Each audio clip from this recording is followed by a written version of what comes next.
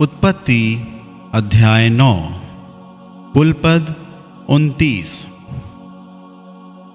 फिर परमेश्वर ने नूह और उसके पुत्रों को आशीष दी और उनसे कहा कि फूलो फलो और बढ़ो और पृथ्वी में भर जाओ, और तुम्हारा डर और भय पृथ्वी के सब पशुओं और आकाश के सब पक्षियों और भूमि पर के सब रेंगने वाले जंतुओं और समुद्र की सब मछलियों पर बना रहेगा। वे सब तुम्हारे वश में कर दिए जाते हैं। सब चलने वाले जंतु तुम्हारा आहार होंगे। जैसा तुमको हरे हरे छोटे पेड़ दिए थे, वैसा ही अब सब कुछ देता हूँ। पर मांस को प्राण समेत अर्थात लहू समेत तुम ना खाना, और निश्चय मैं तुम्हारा लहू अर्थात प्राण का पलटा लूँगा। सब पशुओं और मनुष्यों दोनों से मैं उसे लूँगा। मनुष्य के प्राण का पलटा मैं एक एक के भाई बंधु से लूँगा।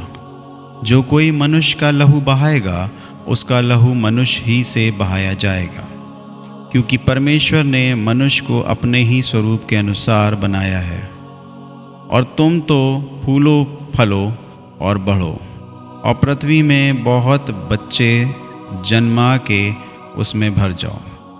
फिर परमेश्वर ने नूह और उसके पुत्रों से कहा, सुनो, मैं तुम्हारे साथ और तुम्हारे पश्चात जो तुम्हारा वंश होगा उसके साथ भी वाचा बांधता हूँ, और सब जीवित प्राणियों से भी जो तुम्हारे संग हैं, क्या पक्षी, क्या घरेलू पशु, क्या पृथ्वी के सब बनेले पशु, पृथ्वी के जितने जीव जंतु जहाज से निकले हैं, सब के साथ भी मेरी ये वाचा बंधती है।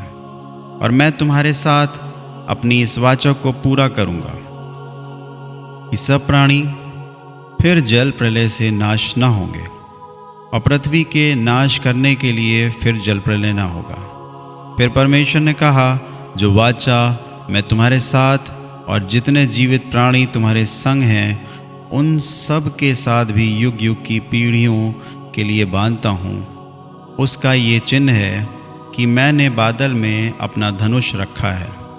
वो मेरे और पृथ्वी के बीच में वाचा का चिन्ह होगा।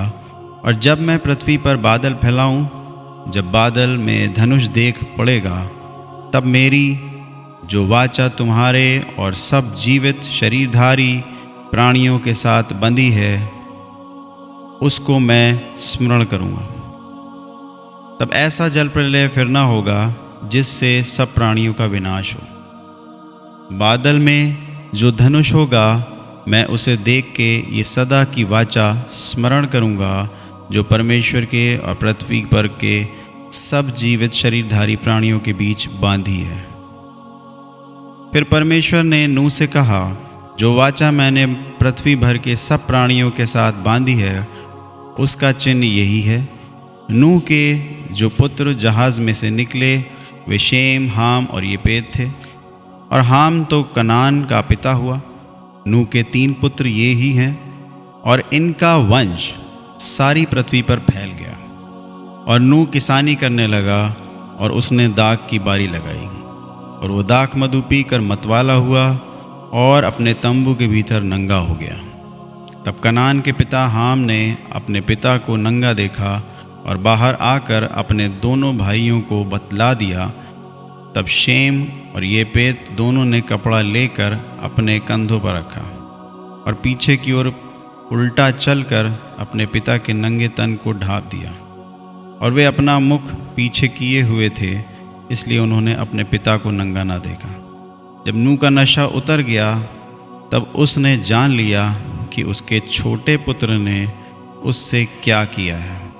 इसलिए उसने कहा, कनान शापित हो, वो अपने भाई बंधुओं के दासों का दास हो। फिर उसने कहा, शेम का परमेश्वर यहोवा धन है, और कनान शेम का दास होवे। परमेश्वर येपेत के वंश को फैलाए, और वो शेम के तंबुओं में बसे, और कनान उसका दास होवे।